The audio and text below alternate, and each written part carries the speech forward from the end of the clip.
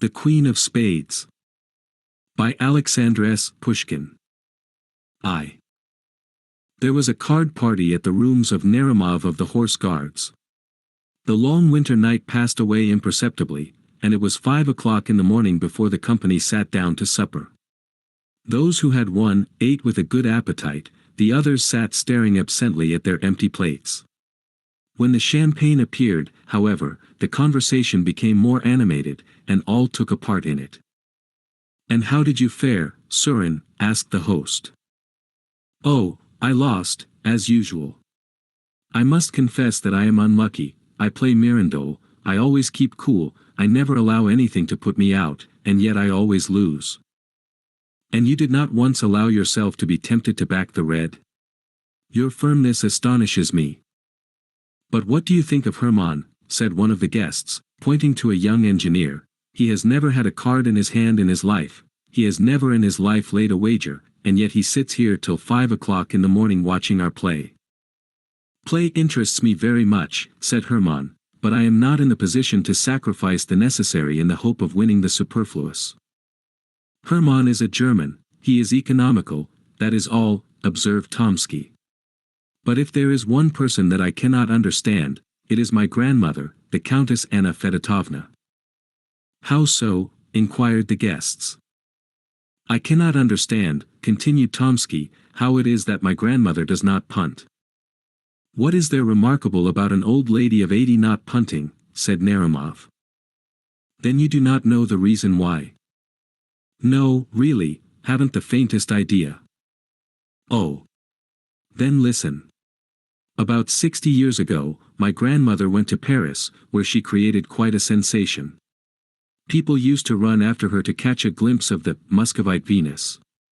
Richelieu made love to her, and my grandmother maintains that he almost blew out his brains in consequence of her cruelty. At that time ladies used to play at faro.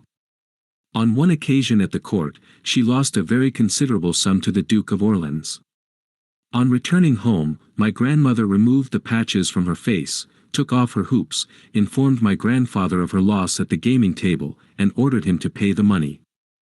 My deceased grandfather, as far as I remember, was a sort of house steward to my grandmother. He dreaded her like fire, but, on hearing of such a heavy loss, he almost went out of his mind. He calculated the various sums she had lost, and pointed out to her that in 6 months she had spent 500,000 francs, that neither their Moscow nor Saratov estates were in Paris, and finally refused point-blank to pay the debt. My grandmother gave him a box on the ear and slept by herself as a sign of her displeasure. The next day she sent for her husband, hoping that this domestic punishment had produced an effect upon him, but she found him inflexible. For the first time in her life, she entered into reasonings and explanations with him, thinking to be able to convince him by pointing out to him that there are debts and debts, and that there is a great difference between a prince and a coachmaker. But it was all in vain, my grandfather still remained obdurate. But the matter did not rest there. My grandmother did not know what to do. She had shortly before become acquainted with a very remarkable man. You have heard of Count Saint-Germain, about whom so many marvelous stories are told. You know that he represented himself as the wandering Jew, as the discoverer of the elixir of life, of the philosopher's stone, and so forth. Some laughed at him as a charlatan, but Casanova, in his memoirs, says that he was a spy. But be that as it may, Saint-Germain, in spite of the mystery surrounding him, was a very fascinating person, and was much sought after in the best circles of society.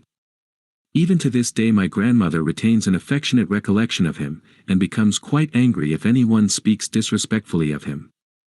My grandmother knew that Saint-Germain had large sums of money at his disposal. She resolved to have recourse to him, and she wrote a letter to him asking him to come to her without delay. The queer old man immediately waited upon her and found her overwhelmed with grief. She described to him in the blackest colors the barbarity of her husband, and ended by declaring that her whole hope depended upon his friendship and amiability. Saint-Germain reflected. "I could advance you the sum you want," said he, "but I know that you would not rest easy until you had paid me back, and I should not like to bring fresh troubles upon you. But there is another way of getting out of your difficulty, you can win back your money. But, my dear Count, replied my grandmother, I tell you that I haven't any money left. Money is not necessary, replied Saint Germain, be pleased to listen to me. Then he revealed to her a secret, for which each of us would give a good deal. The young officers listened with increased attention. Tomsky lit his pipe, puffed away for a moment and then continued. That same evening my grandmother went to Versailles to the Jeu de la Reine. The Duke of Orleans kept the bank. My grandmother excused herself in an offhand manner for not having yet paid her debt, by inventing some little story, and then began to play against him.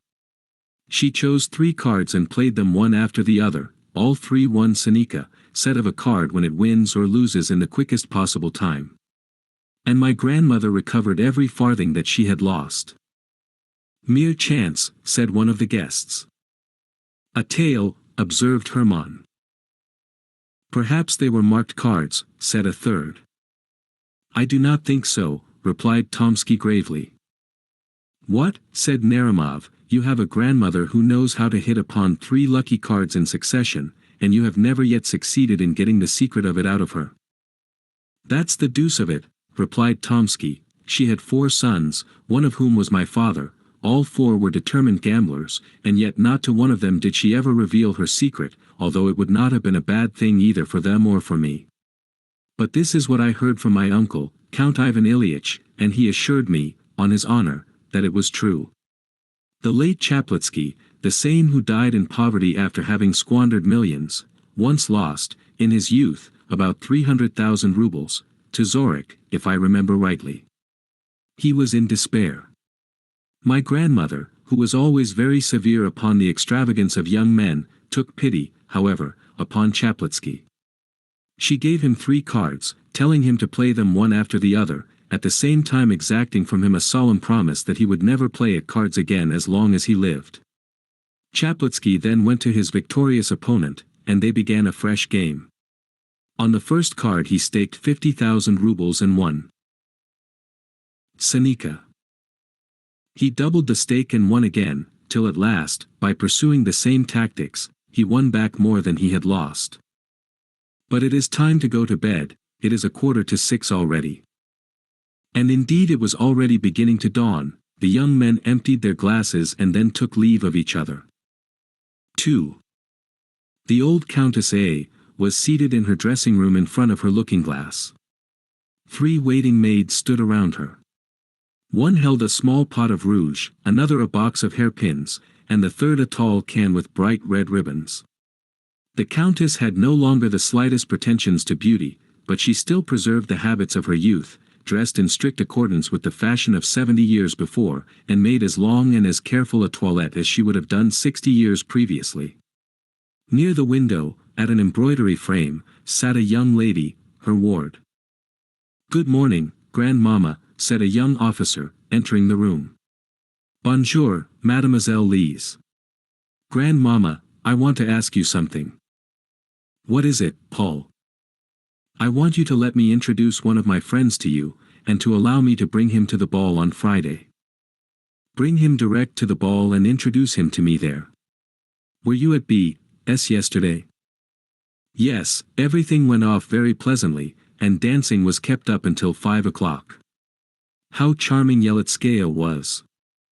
But, my dear, what is there charming about her? Isn't she like her grandmother, the Princess Darya Petrovna? By the way, she must be very old, the Princess Darya Petrovna. How do you mean, old? Cried Tomsky thoughtlessly. She died 7 years ago. The young lady raised her head and made a sign to the young officer. He then remembered that the old countess was never to be informed of the death of any of her contemporaries, and he bit his lips. But the old countess heard the news with the greatest indifference. Dead, said she, and I did not know it. We were appointed maids of honor at the same time, and when we were presented to the Empress. And the Countess for the 100th time related to her grandson one of her anecdotes. Come, Paul, said she, when she had finished her story, help me to get up. Lizenka, where is my snuff-box? And the Countess with her 3 maids went behind a screen to finish her toilette. Tomsky was left alone with the young lady. "Who is the gentleman you wish to introduce to the Countess?" asked Lizaveta Ivanovna in a whisper. "Naramov. Do you know him?" "No." "Is he a soldier or a civilian?" "A soldier." "Is he in the engineers?" "No, in the cavalry." "What made you think that he was in the engineers?" The young lady smiled, but made no reply. "Paul," cried the Countess from behind the screen, "send me some new novel, only pray don't let it be one of the present-day style." "What do you mean, grandmother?" "That is, a novel, in which the hero strangles neither his father nor his mother, and in which there are no drowned bodies. I have a great horror of drowned persons. There are no such novels nowadays. Would you like a Russian one?" "Are there any Russian novels?" "Send me one, my dear, pray send me one." "Goodbye, grandmother, I am in a hurry." "Goodbye, Lizaveta Ivanovna. What made you think that Naramov was in the engineers?" And Tomsky left the boudoir. Lizaveta Ivanovna was left alone. She laid aside her work and began to look out of the window. A few moments afterwards, at a corner house on the other side of the street, a young officer appeared. A deep blush covered her cheeks. She took up her work again and bent her head down over the frame. At the same moment the Countess returned completely dressed. "Order the carriage, Lizaveta," said she, "we will go out for a drive." Lizaveta arose from the frame and began to arrange her work. "What is the matter with you, my child, are you deaf?" cried the Countess. "Order the carriage to be got ready at once." "I will do so this moment," replied the young lady, hastening into the anteroom. A servant entered and gave the Countess some books from Prince Paul Alexandrovitch. "Tell him that I am much obliged to him," said the Countess. "Lizaveta. Lizaveta. Where are you running to?" "I am going to dress." "There is plenty of time, my dear. Sit down here. Open the first volume and read to me aloud." Her companion took the book and read a few lines. "Louder," said the Countess. "What is the matter with you, my child? Have you lost your voice? Wait, give me that footstool, a little nearer, that will do." Lizaveta read 2 more pages. The Countess yawned. "Put the book down," said she, "what a lot of nonsense. Send it back to Prince Paul with my thanks." "But where is the carriage?" "The carriage is ready," said Lizaveta, looking out into the street. "How is it that you are not dressed?" said the Countess. "I must always wait for you. It is intolerable, my dear." Liza hastened to her room. She had not been there 2 minutes, before the Countess began to ring with all her might. The 3 waiting maids came running in at one door and the valet at another. "How is it that you cannot hear me when I ring for you?" said the Countess. "Tell Lizaveta Ivanovna that I am waiting for her." Lizaveta returned with her hat and cloak on. "At last you are here," said the Countess. "But why such an elaborate toilette? Whom do you intend to captivate? What sort of weather is it? It seems rather windy." "No, your ladyship, it is very calm," replied the valet. "You never think of what you are talking about. Open the window. So it is, windy and bitterly cold. Unharness the horses. Lizaveta, we won't go out, there was no need for you to deck yourself like that." "What a life is mine," thought Lizaveta Ivanovna. And, in truth, Lizaveta Ivanovna was a very unfortunate creature. "The bread of the stranger is bitter," says Dante, "and his staircase hard to climb." But who can know what the bitterness of dependence is so well as the poor companion of an old lady of quality? The Countess A. had by no means a bad heart, but she was capricious, like a woman who had been spoilt by the world, as well as being avaricious and egotistical, like all old people who have seen their best days, and whose thoughts are with the past and not the present. She participated in all the vanities of the great world, went to balls, where she sat in a corner, painted and dressed in old-fashioned style, like a deformed but indispensable ornament of the ballroom, all the guests on entering approached her and made a profound bow, as if in accordance with a set ceremony, but after that nobody took any further notice of her. She received the whole town at her house, and observed the strictest etiquette, although she could no longer recognize the faces of people. Her numerous domestics, growing fat and old in her antechamber and servants' hall, did just as they liked, and vied with each other in robbing the aged countess in the most barefaced manner. Lizaveta Ivanovna was the martyr of the household. She made tea, and was reproached with using too much sugar. She read novels aloud to the countess, and the faults of the author were visited upon her head. She accompanied the countess in her walks, and was held answerable for the weather or the state of the pavement. A salary was attached to the post, but she very rarely received it, although she was expected to dress like everybody else, that is to say, like very few indeed. In society she played the most pitiable role. Everybody knew her, and nobody paid her any attention.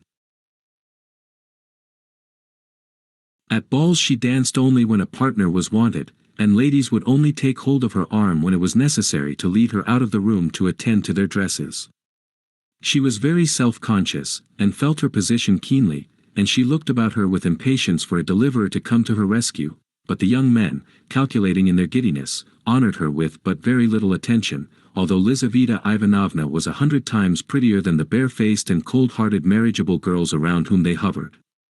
Many a time did she quietly slink away from the glittering but wearisome drawing-room, to go and cry in her own poor little room, in which stood a screen, a chest of drawers, a looking-glass and a painted bedstead, and where a tallow candle burnt feebly in a copper candlestick.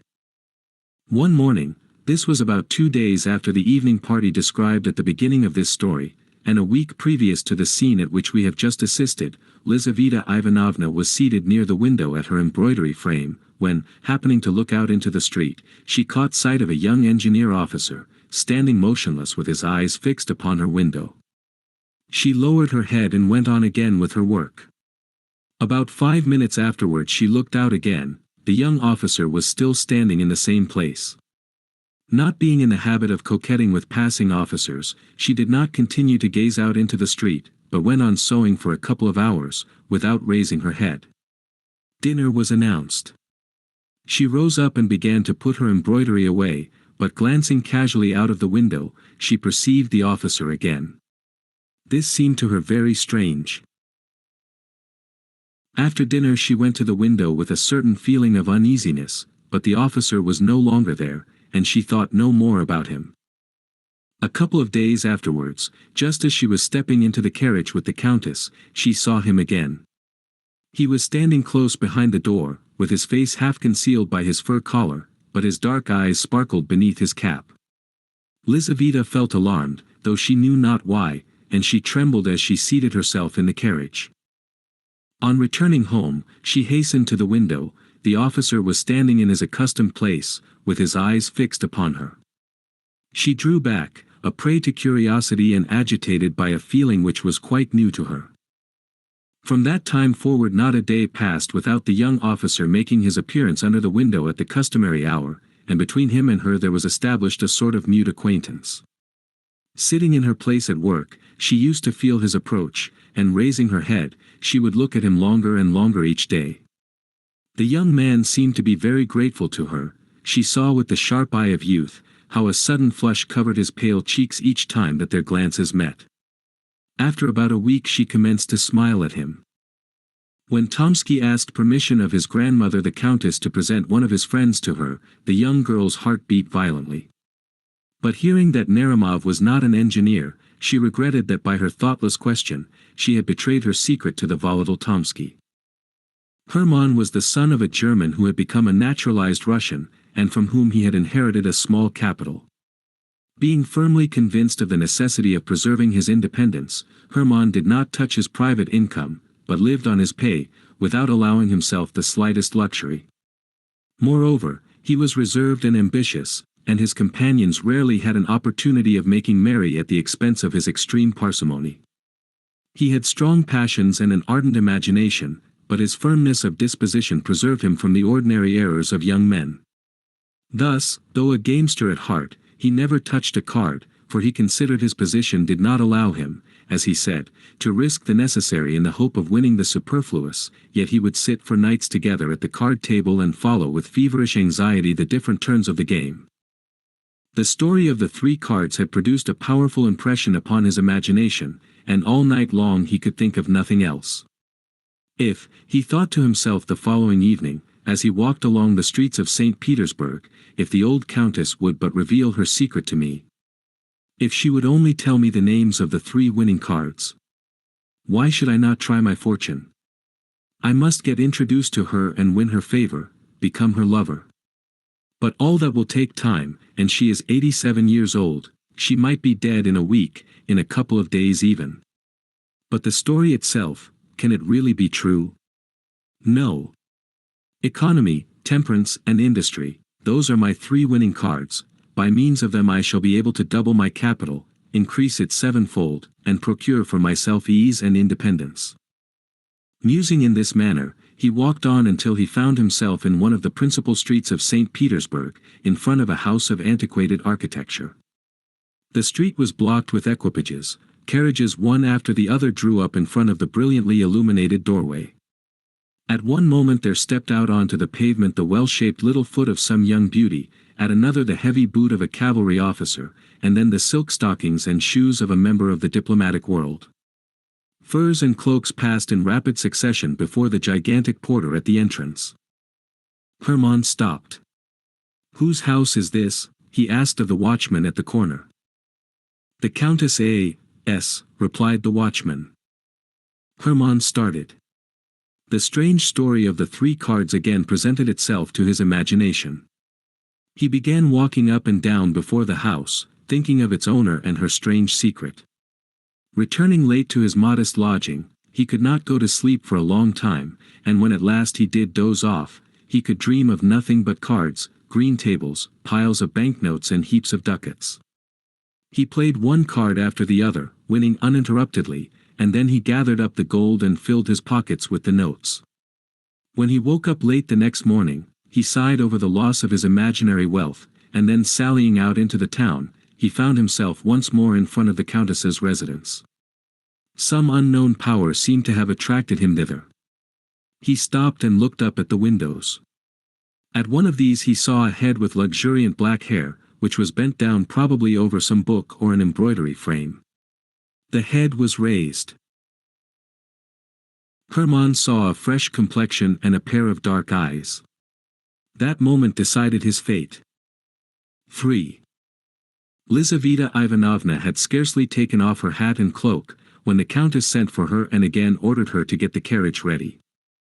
The vehicle drew up before the door, and they prepared to take their seats. Just at the moment when two footmen were assisting the old lady to enter the carriage, Lizaveta saw her engineer standing close beside the wheel. He grasped her hand, alarm caused her to lose her presence of mind, and the young man disappeared, but not before he had left a letter between her fingers. She concealed it in her glove, and during the whole of the drive she neither saw nor heard anything. It was the custom of the Countess, when out for an airing in her carriage, to be constantly asking such questions as, "Who was that person that met us just now? What is the name of this bridge? What is written on that signboard?" On this occasion, however, Lizaveta returned such vague and absurd answers, that the Countess became angry with her. "What is the matter with you, my dear?" she exclaimed. "Have you taken leave of your senses, or what is it? Do you not hear me or understand what I say? Heaven be thanked, I am still in my right mind and speak plainly enough." Lizaveta Ivanovna did not hear her. On returning home she ran to her room, and drew the letter out of her glove. It was not sealed. Lizaveta read it. The letter contained a declaration of love. It was tender, respectful, and copied word for word from a German novel. But Lizaveta did not know anything of the German language, and she was quite delighted. For all that, the letter caused her to feel exceedingly uneasy. For the first time in her life she was entering into secret and confidential relations with a young man. His boldness alarmed her. She reproached herself for her imprudent behavior, and knew not what to do. Should she cease to sit at the window and, by assuming an appearance of indifference towards him, put a check upon the young officer's desire for further acquaintance with her? Should she send his letter back to him, or should she answer him in a cold and decided manner? There was nobody to whom she could turn in her perplexity, for she had neither female friend nor adviser. At length she resolved to reply to him. She sat down at her little writing table, took pen and paper, and began to think. Several times she began her letter, and then tore it up. The way she had expressed herself seemed to her either too inviting or too cold and decisive. At last she succeeded in writing a few lines with which she felt satisfied. "I am convinced," she wrote, "that your intentions are honorable, and that you do not wish to offend me by any imprudent behavior, but our acquaintance must not begin in such a manner. I return you your letter, and I hope that I shall never have any cause to complain of this undeserved slight." The next day, as soon as Hermann made his appearance, Lizaveta rose from her embroidery, went into the drawing-room, opened the ventilator and threw the letter into the street, trusting that the young officer would have the perception to pick it up. Hermann hastened forward, picked it up and then repaired to a confectioner's shop. Breaking the seal of the envelope, he found inside it his own letter and Lizaveta's reply. He had expected this, and he returned home, his mind deeply occupied with his intrigue. 3 days afterwards, a bright-eyed young girl from a milliner's establishment brought Lizaveta a letter. Lizaveta opened it with great uneasiness, fearing that it was a demand for money, when suddenly she recognized Hermann's handwriting. "You have made a mistake, my dear," said she, "this letter is not for me." "Oh, yes, it is for you," replied the girl, smiling very knowingly. "Have the goodness to read it." Lizaveta glanced at the letter. Hermann requested an interview. "It cannot be," she cried, alarmed at the audacious request, and the manner in which it was made. "This letter is certainly not for me." And she tore it into fragments. "If the letter was not for you, why have you torn it up?" said the girl. "I should have given it back to the person who sent it." "Be good enough, my dear," said Lizaveta, disconcerted by this remark, "not to bring me any more letters for the future, and tell the person who sent you that he ought to be ashamed." But Hermann was not the man to be thus put off. Every day Lizaveta received from him a letter, sent now in this way, now in that. They were no longer translated from the German. Hermann wrote them under the inspiration of passion, and spoke in his own language, and they bore full testimony to the inflexibility of his desire and the disordered condition of his uncontrollable imagination. Lizaveta no longer thought of sending them back to him. She became intoxicated with them and began to reply to them, and little by little her answers became longer and more affectionate. At last she threw out of the window to him the following letter. "This evening there is going to be a ball at the embassy. The Countess will be there. We shall remain until 2 o'clock. You have now an opportunity of seeing me alone. As soon as the Countess is gone, the servants will very probably go out, and there will be nobody left but the Swiss, but he usually goes to sleep in his lodge. Come about 11:30. Walk straight upstairs. If you meet anybody in the anteroom, ask if the Countess is at home. You will be told no, in which case there will be nothing left for you to do but to go away again. But it is most probable that you will meet nobody. The maidservants will all be together in one room. On leaving the anteroom, turn to the left, and walk straight on until you reach the Countess's bedroom. In the bedroom, behind a screen, you will find 2 doors. The one on the right leads to a cabinet, which the Countess never enters. The one on the left leads to a corridor, at the end of which is a little winding staircase. This leads to my room." Hermann trembled like a tiger, as he waited for the appointed time to arrive. At 10 o'clock in the evening he was already in front of the Countess's house.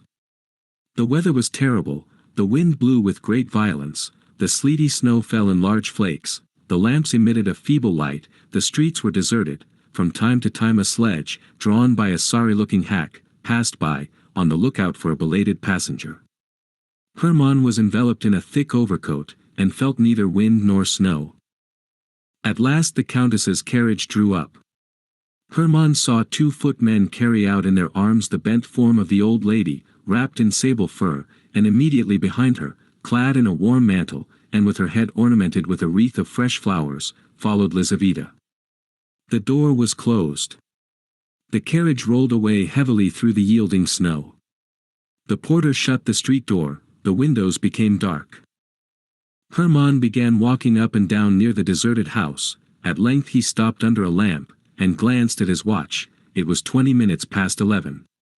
He remained standing under the lamp, his eyes fixed upon the watch, impatiently waiting for the remaining minutes to pass.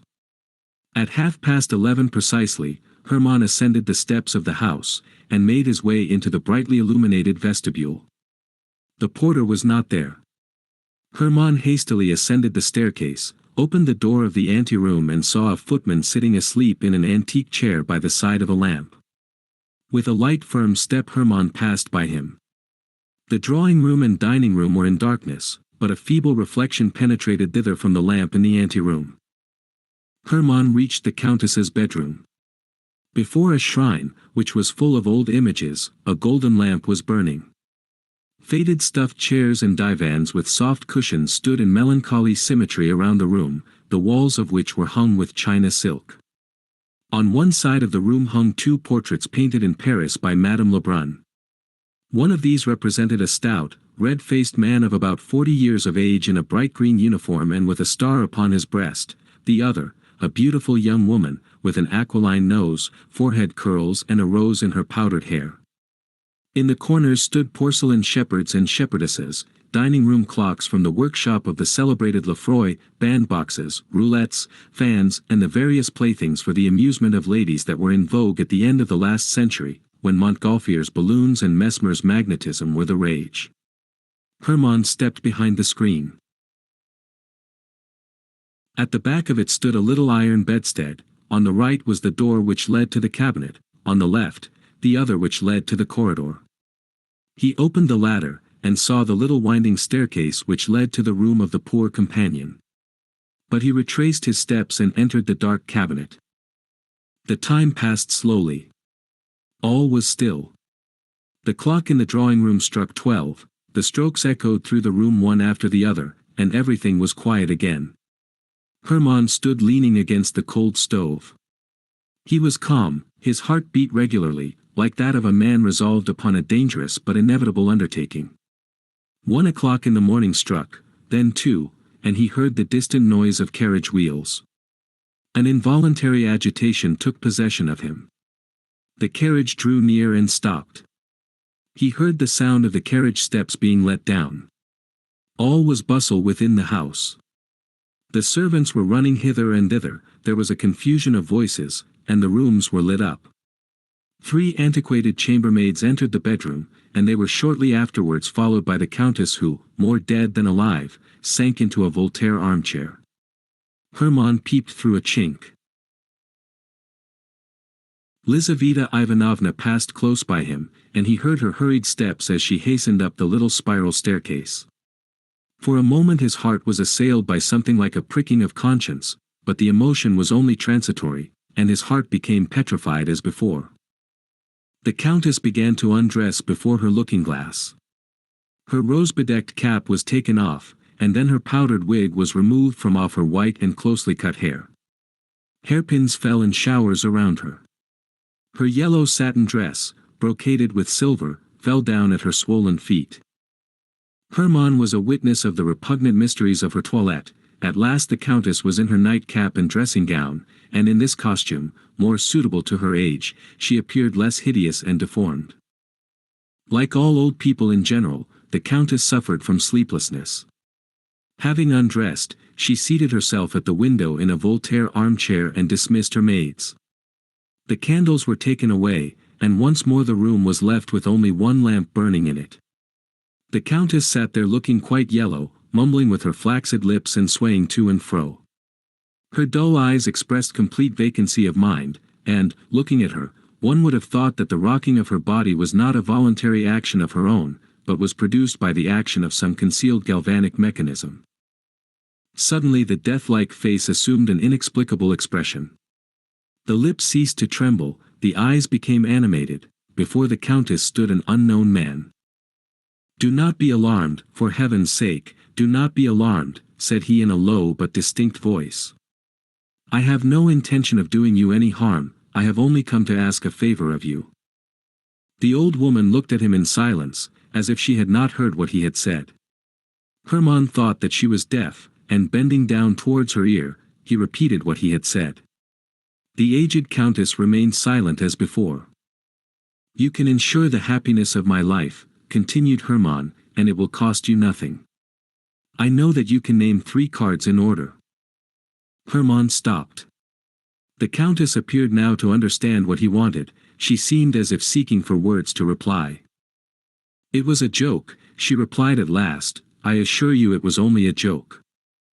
"There is no joking about the matter," replied Hermann angrily. "Remember Chaplitsky, whom you helped to win." The countess became visibly uneasy. Her features expressed strong emotion, but they quickly resumed their former immobility. "Can you not name me these 3 winning cards?" continued Hermann. The countess remained silent. Hermann continued. "For whom are you preserving your secret? For your grandsons? They are rich enough without it, they do not know the worth of money. Your cards would be of no use to a spendthrift. He who cannot preserve his paternal inheritance, will die in want, even though he had a demon at his service. I am not a man of that sort, I know the value of money. Your 3 cards will not be thrown away upon me. Come." He paused and tremblingly awaited her reply. The countess remained silent. Hermann fell upon his knees. "If your heart has ever known the feeling of love," said he, "if you remember its rapture, if you have ever smiled at the cry of your newborn child, if any human feeling has ever entered into your breast, I entreat you by the feelings of a wife, a lover, a mother, by all that is most sacred in life, not to reject my prayer. Reveal to me your secret. Of what use is it to you? Maybe it is connected with some terrible sin, with the loss of eternal salvation, with some bargain with the devil. Reflect, you are old, you have not long to live, I am ready to take your sins upon my soul. Only reveal to me your secret. Remember that the happiness of a man is in your hands, that not only I, but my children and grandchildren will bless your memory and reverence you as a saint." The old countess answered not a word. Hermann rose to his feet. "You old hag," he exclaimed, grinding his teeth, "then I will make you answer." With these words he drew a pistol from his pocket. At the sight of the pistol, the countess for the second time exhibited strong emotion. She shook her head and raised her hands as if to protect herself from the shot, then she fell backwards and remained motionless. "Come, an end to this childish nonsense," said Hermann, taking hold of her hand. "I ask you for the last time, will you tell me the names of your 3 cards, or will you not?" The countess made no reply. Hermann perceived that she was dead. 4. Lizaveta Ivanovna was sitting in her room, still in her ball dress, lost in deep thought. On returning home, she had hastily dismissed the chambermaid who very reluctantly came forward to assist her, saying that she would undress herself, and with a trembling heart had gone up to her own room, expecting to find Hermann there, but yet hoping not to find him. At the first glance she convinced herself that he was not there, and she thanked her fate for having prevented him keeping the appointment. She sat down without undressing, and began to recall to mind all the circumstances which in so short a time had carried her so far.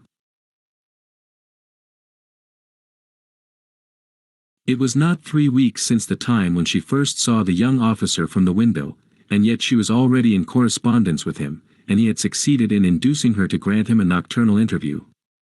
She knew his name only through his having written it at the bottom of some of his letters. She had never spoken to him, had never heard his voice, and had never heard him spoken of until that evening.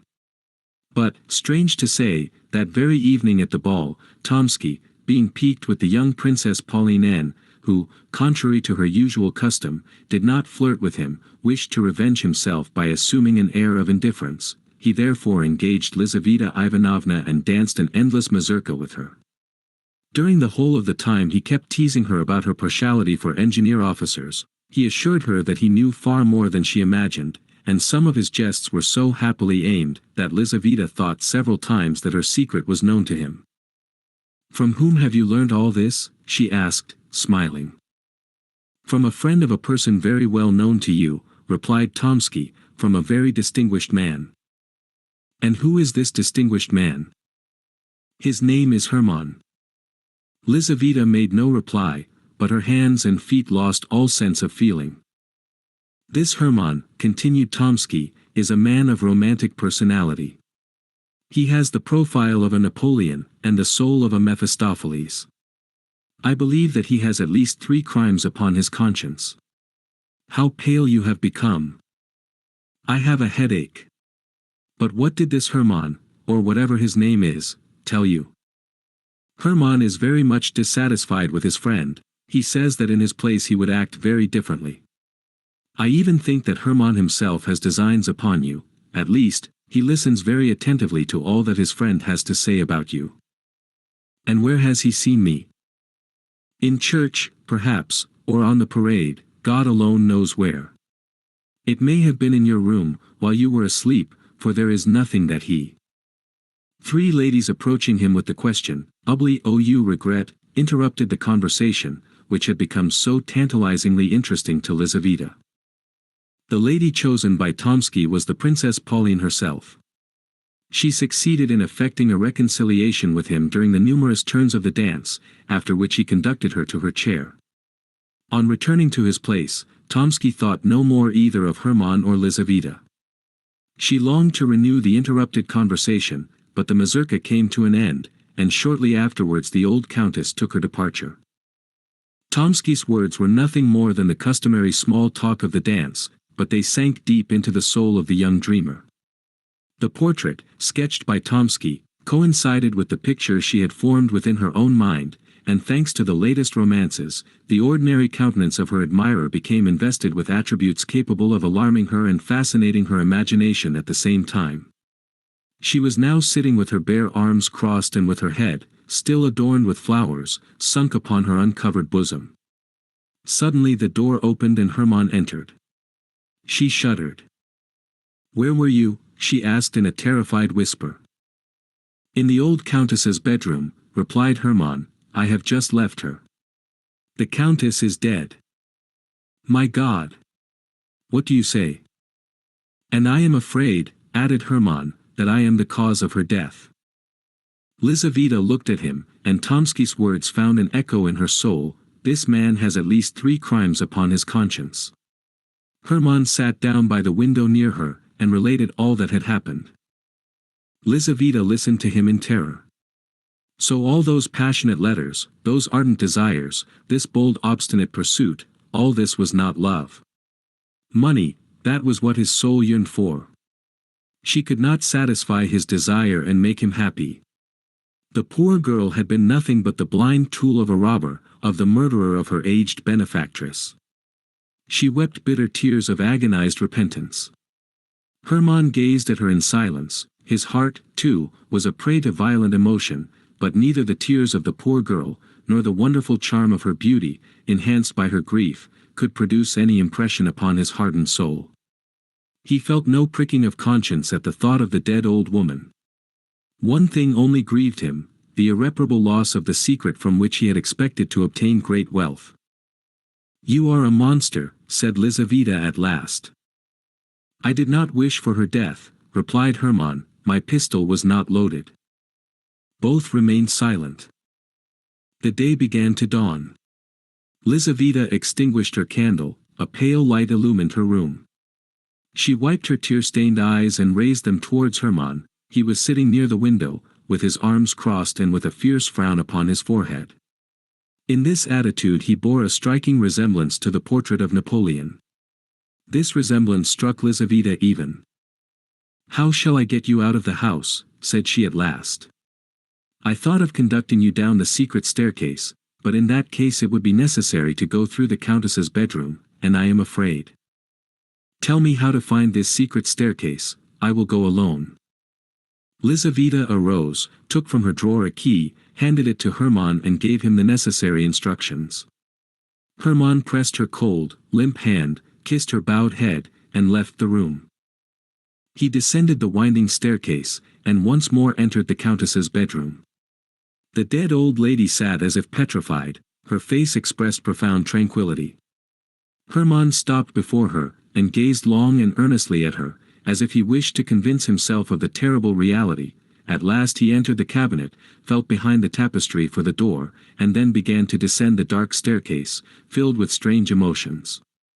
Down this very staircase, thought he, perhaps coming from the very same room, and at this very same hour 60 years ago, there may have glided, in an embroidered coat, with his hair dressed à l'oiseau royal and pressing to his heart his three-cornered hat, some young gallant, who has long been mouldering in the grave, but the heart of his aged mistress has only today ceased to beat.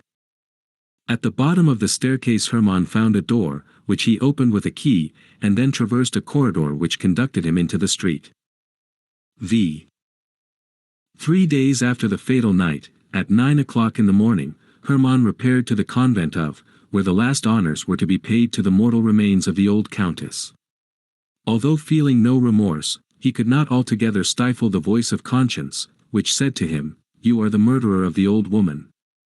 In spite of his entertaining very little religious belief, he was exceedingly superstitious, and believing that the dead countess might exercise an evil influence on his life, he resolved to be present at her obsequies in order to implore her pardon. The church was full. It was with difficulty that Hermann made his way through the crowd of people. The coffin was placed upon a rich catafalque beneath a velvet baldachin.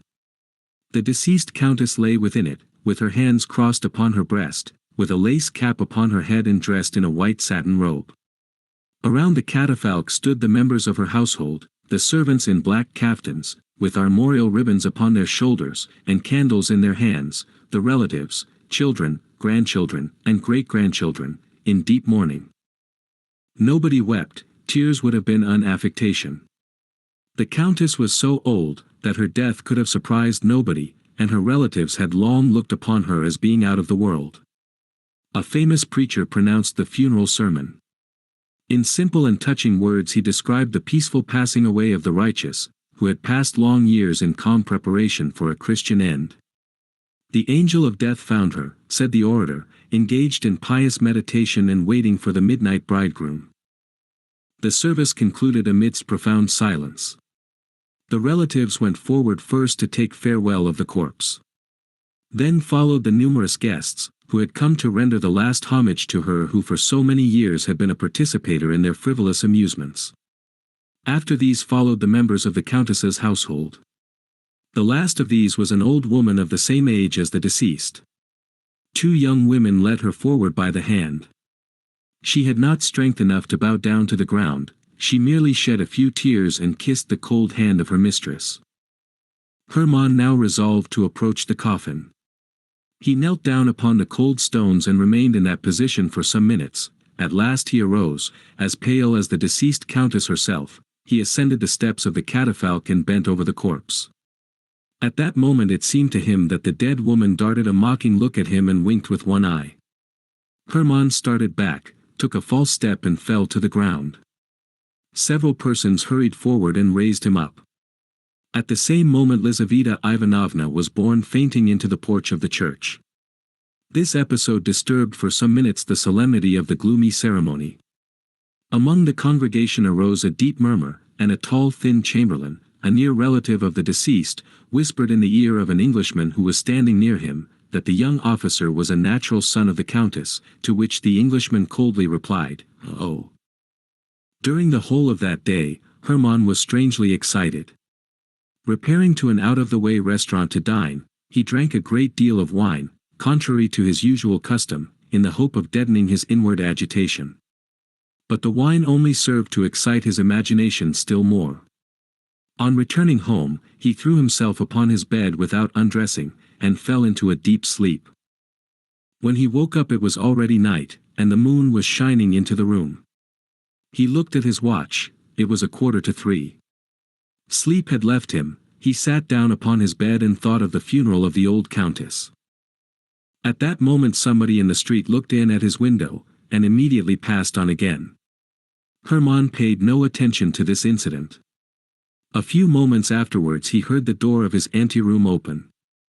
Hermann thought that it was his orderly, drunk as usual, returning from some nocturnal expedition, but presently he heard footsteps that were unknown to him. Somebody was walking softly over the floor in slippers. The door opened, and a woman dressed in white entered the room. Hermann mistook her for his old nurse, and wondered what could bring her there at that hour of the night. But the white woman glided rapidly across the room and stood before him, and Hermann recognized the countess.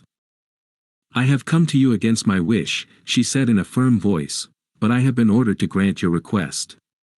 3, 7, ace will win for you if played in succession, but only on these conditions: that you do not play more than one card in 24 hours, and that you never play again during the rest of your life. I forgive you my death, on condition that you marry my companion, Lizaveta Ivanovna." With these words she turned round very quietly, walked with a shuffling gait towards the door and disappeared. Hermann heard the street door open and shut, and again he saw someone look in at him through the window. For a long time Hermann could not recover himself. He then rose up and entered the next room. His orderly was lying asleep upon the floor, and he had much difficulty in waking him. The orderly was drunk as usual, and no information could be obtained from him. The street door was locked. Hermann returned to his room, lit his candle, and wrote down all the details of his vision. 6. Two fixed ideas can no more exist together in the moral world than two bodies can occupy one and the same place in the physical world. 3, 7, ace, soon drove out of Hermann's mind the thought of the dead countess. 3, 7, ace, were perpetually running through his head and continually being repeated by his lips. If he saw a young girl, he would say, "How slender she is! Quite like the 3 of hearts." If anybody asked, "What is the time?" he would reply, 5 minutes to 7. Every stout man that he saw reminded him of the ace. 3, 7, ace haunted him in his sleep, and assumed all possible shapes. The 3s bloomed before him in the forms of magnificent flowers, the 7s were represented by Gothic portals, and the aces became transformed into gigantic spiders. One thought alone occupied his whole mind: to make a profitable use of the secret which he had purchased so dearly. He thought of applying for a furlough so as to travel abroad. He wanted to go to Paris and tempt fortune in some of the public gambling houses that abounded there. Chance spared him all this trouble. There was in Moscow a society of rich gamesters, presided over by the celebrated Chekalinsky, who had passed all his life at the card table and had amassed millions, accepting bills of exchange for his winnings and paying his losses in ready money. His long experience secured for him the confidence of his companions, and his open house, his famous cook, and his agreeable and fascinating manners gained for him the respect of the public. He came to St. Petersburg. The young men of the capital flocked to his rooms, forgetting balls for cards, and preferring the emotions of faro to the seductions of flirting. Naramov conducted Hermann to Chekalinsky's residence. They passed through a suite of magnificent rooms, filled with attentive domestics. The place was crowded. Generals and privy councillors were playing at whist, young men were lolling carelessly upon the velvet-covered sofas, eating ices and smoking pipes. In the drawing room, at the head of a long table, around which were assembled about a score of players, sat the master of the house keeping the bank. He was a man of about 60 years of age, of a very dignified appearance. His head was covered with silvery white hair, his full, florid countenance expressed good nature, and his eyes twinkled with a perpetual smile. Naramov introduced Hermann to him. Chekalinsky shook him by the hand in a friendly manner, requested him not to stand on ceremony, and then went on dealing. The game occupied some time. On the table lay more than 30 cards. Chekalinsky paused after each throw, in order to give the players time to arrange their cards and note down their losses, listened politely to their requests, and more politely still, put straight the corners of cards that some player's hand had chanced to bend. At last the game was finished. Chekalinsky shuffled the cards and prepared to deal again. "Will you allow me to take a card?" said Hermann, stretching out his hand from behind a stout gentleman who was punting. Chekalinsky smiled and bowed silently, as a sign of acquiescence. Naramov laughingly congratulated Hermann on his abjuration of that abstention from cards which he had practiced for so long a period, and wished him a lucky beginning. "Stake," said Hermann, writing some figures with chalk on the back of his card. How much? Asked the banker, contracting the muscles of his eyes. Excuse me, I cannot see quite clearly. 47,000 rubles, replied Hermann. At these words every head in the room turned suddenly round, and all eyes were fixed upon Hermann. He has taken leave of his senses, thought Naramov. Allow me to inform you, said Chekalinsky, with his eternal smile, that you are playing very high. Nobody here has ever staked more than 275 rubles at once. Very well, replied Hermann, but do you accept my card or not? Chekalinsky bowed in token of consent. I only wish to observe, said he, that although I have the greatest confidence in my friends, I can only play against ready money. For my own part, I am quite convinced that your word is sufficient, but for the sake of the order of the game, and to facilitate the reckoning up, I must ask you to put the money on your card. Hermann drew from his pocket a banknote and handed it to Chekalinsky, who, after examining it in a cursory manner, placed it on Hermann's card. He began to deal.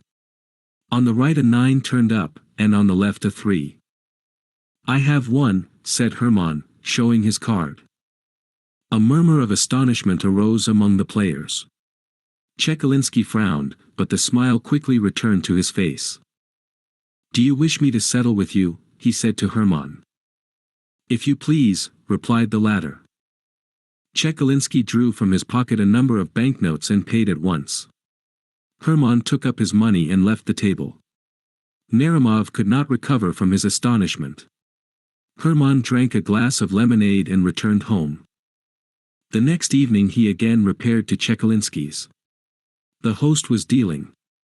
Hermann walked up to the table. The punters immediately made room for him. Chekalinsky greeted him with a gracious bow. Hermann waited for the next deal, took a card and placed upon it his 47,000 rubles, together with his winnings of the previous evening. Chekalinsky began to deal. A knave turned up on the right, a 7 on the left. Hermann showed his 7. There was a general exclamation. Chekalinsky was evidently ill at ease, but he counted out the 94,000 rubles and handed them over to Hermann, who pocketed them in the coolest manner possible and immediately left the house. The next evening Hermann appeared again at the table. Everyone was expecting him. The generals and privy councillors left their whist in order to watch such extraordinary play. The young officers quitted their sofas, and even the servants crowded into the room. All pressed round Hermann. The other players left off punting, impatient to see how it would end. Hermann stood at the table and prepared to play alone against the pale, but still smiling Chekalinsky. Each opened a pack of cards. Chekalinsky shuffled. Hermann took a card and covered it with a pile of banknotes. It was like a duel. Deep silence reigned around. Chekalinsky began to deal, his hands trembled.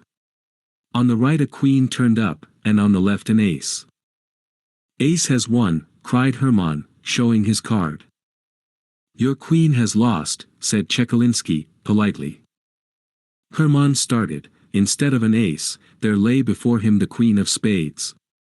He could not believe his eyes, nor could he understand how he had made such a mistake. At that moment it seemed to him that the queen of spades smiled ironically and winked her eye at him. He was struck by her remarkable resemblance. The old countess, he exclaimed, seized with terror. Chekalinsky gathered up his winnings. For some time, Hermann remained perfectly motionless. When at last he left the table, there was a general commotion in the room. Splendidly punted, said the players. Chekalinsky shuffled the cards afresh, and the game went on as usual. Hermann went out of his mind, and is now confined in room number 17 of the Obukhov Hospital.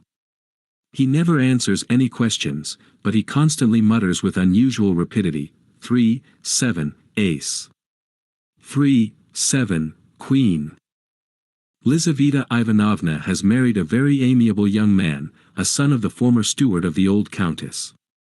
He is in the service of the state somewhere, and is in receipt of a good income. Lizaveta is also supporting a poor relative. Tomsky has been promoted to the rank of captain, and has become the husband of the Princess Pauline.